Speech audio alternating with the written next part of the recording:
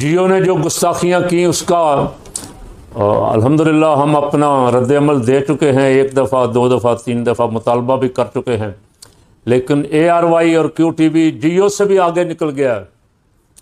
شرافت کے لبادے میں اس نے جو خاکے دکھائے ہیں اور اس نے ساری حدیں کراس کر لی ہیں، لیکن وہ ابھی تک پردے میں چھپا ہوا ہے۔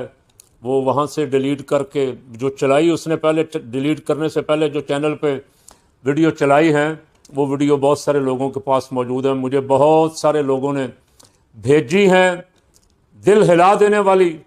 نبی پاک صاحب الاولاق صلی اللہ علیہ وسلم، صحابہ کرام رضوان اللہ علیہم اجمعین، اہل بیت اطہار رضوان اللہ علیہم اجمعین کی تمثیلیں دکھا دکھا کے پیچھے سے کیمرے مار مار کے پتہ نہیں کس کے۔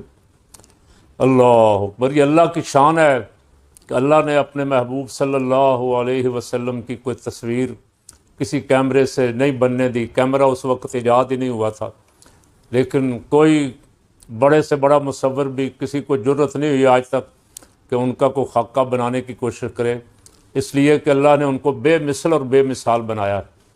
ایسا چینل جو اپنے آپ یہ اس بات کا دعوے دار ہے کہ ہم دینی لوگ ہیں، دینی گھرانے سے ہمارا تعلق ہے، اسے تو ڈوب مرنا چاہیے تھا ایسا پروگرام۔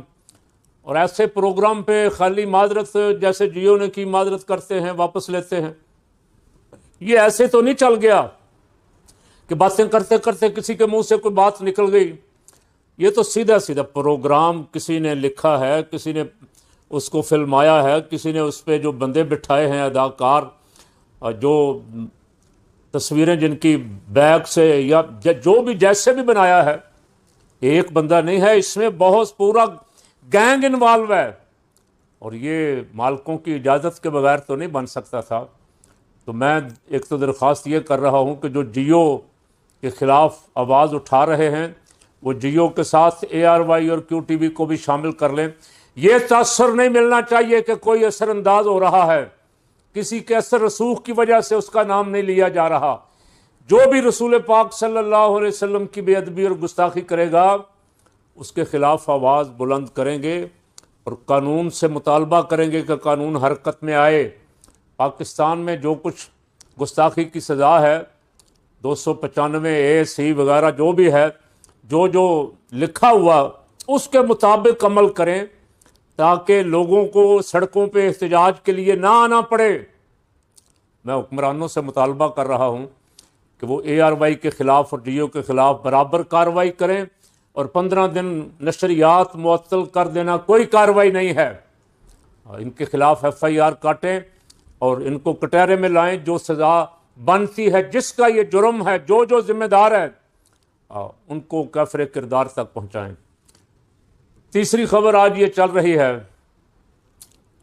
پہلے تو میں نے ایک اپنے فیس بک پہ شاید دیکھا، ثروت اعجاز صاحب نے کراچی میں جو کچھ کہا، ہم پہلے بھی تھے، تم پہلے نہیں تھے، یہ تھا وہ جو تقریر تو ان کی ظاہر ہے الحمدللہ سنتے سنتے میرا خیال ہے یاد ہو گئی ہے، سارے سنیوں کو، بچوں کو بھی یاد ہوگی۔ انہوں نے کہا کہ میں اپنے الفاظ واپس لیتا ہوں، اور اس کی وجہ سے جو اختلاف پیدا ہوا ہے اور اس سے معافی مانگتا ہوں۔ بڑا اچھا کام کیا، چلیں بہت اچھا۔ ساتھ یہ بھی کہا کہ کل مسجد رحمت للعالمین کے باہر ہم مسجد کھلوانے کے لیے مظاہرہ کریں گے۔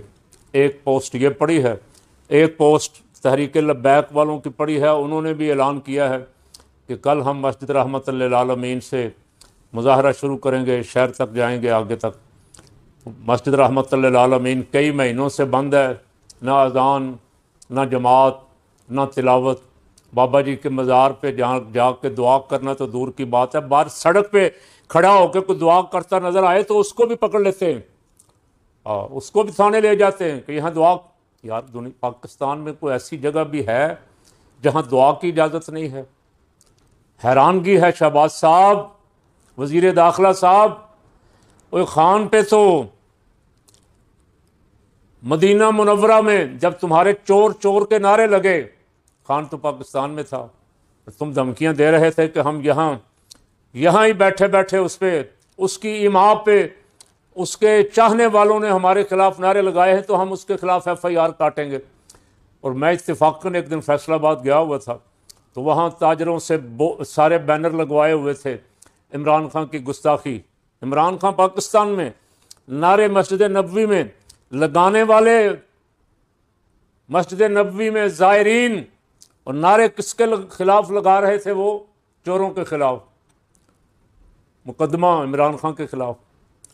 اب فقیر پوچھ رہا ہے رانا صاحب، میاں شہباز صاحب اور باقی جتنے بھی وزراء ہیں ان سے کہ یہ خاکے تو کوئی غیر بھی بنائے تو ہم سے برداشت نہیں ہوتے تھے، اب ہمارے ملک کے بڑے 2 چینلوں کو کیا کوئی لائن دی گئی ہے، کوئی باہر سے ڈائریکشن دی گئی ہے، کوئی اثر رسوخ استعمال کیا جا رہا ہے؟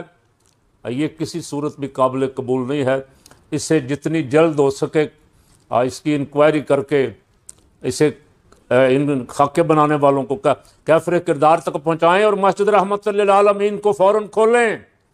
مسجد رحمت للعالمین کھلوانے کے لیے مظاہرہ کرنے والوں کے ساتھ بد سلوکی نہ کریں، اس لیے کہ وہ ایک جائز مطالبہ کر رہے۔ اللہ کریم حکمرانوں کو توفیق دے، اس مسجد کو بھی جلد کھول دیں، واگزار کر دیں، اور آئندہ کسی مسجد کو اس طرح یہ مصیبتیں جو آ رہی ہیں نا میاں صاحب فیملی پہ، کبھی بیٹھ کے سوچا تو کرو کیوں آ رہی ہیں؟ بعض دفعہ بندے کے دماغ میں کوئی وجہ نہیں ہوتی لیکن وجہ تو کوئی نہ کوئی نکل آتی ہے نا۔ اب کس وجہ سے آ رہی ہیں؟ شور پڑا ہوا، آپ فیملی پوری سفر کر رہی ہے، اور پتہ نہیں اب میں تو اس پہ پہلے بھی میں نے کہا تھا میں زیادہ گفتگو اس پہ نہیں کرتا، خاندانی مسئلہ ہے ان کا، لیکن ان سے یہ کہتا ہوں کہ سوچیں تو صحیح کہیں مسجد کا وبال تو نہیں پڑ گیا۔ مسجد بند اتنے دنوں سے آپ نے کی ہے، مسجد والا جس کا گھر ہے وہ بڑا طاقتور ہے، وہ بڑا پاور والا ہے، وہ پرائم منسٹر، رات پرائم منسٹر اور صبح جیل میں، صبح پرائم منسٹر اور رات کو اندر۔ یہ میاں صاحب آپ اس کا عملی مظاہرہ دیکھ چکے ہیں، اپنے ساتھ ہی دیکھ چکے ہیں 12 دفعہ۔ اللہ سے ڈریں اور ایسے کام نہ کریں جس سے وہ ناراض ہو جائے، ناراض تو میں تو نہیں کہتا چلو، لیکن ناراضگی نظر تو آ رہی ہے نا، ناراضگی نظر آ رہی ہے۔ آپ ویری گڈ اور گڈ وزیر اعظم اور بہت اچھا وزیر اعظم، دنیا میں آپ کی دھوم مچی ہوئی ہے، لیکن چہرے پہ نوست کے 12 بجے ہوئے، آپ کی پریشانی کسی صورت دور ہی نہیں ہو رہی۔ آپ جن غیر ملکی رہنماؤں کو اچھل اچھل کے جفیاں ڈالتے ہیں وہ بھی جعلی، اس لیے آپ کے چہرے پہ جو غم و غصہ، پریشانی، نوست، یہ سارا کچھ ہے کس وجہ سے؟ کبھی سوچیں بیٹھ کے، 2 منٹ کے لیے سوچ لیں اور ان چیزوں سے بچ جائیں۔ جو جرم ہو رہے ہیں، جو آپ کی طرف منسوب ہیں، ان سے بچ جائیں، توبہ کر لیں۔ مسجد اور وہ شہید جن کی لاشیں آج تک نہیں ملیں، تلاش کر کے ان کے ورثاء تک پہنچائیں، ان سے دنیا میں معاف کروا لیں۔ دنیا میں ان سے معاف کروا لیں گے تو سوکھا رہے گا کام، آخرت میں بہت اوکھا ہو جائے گا۔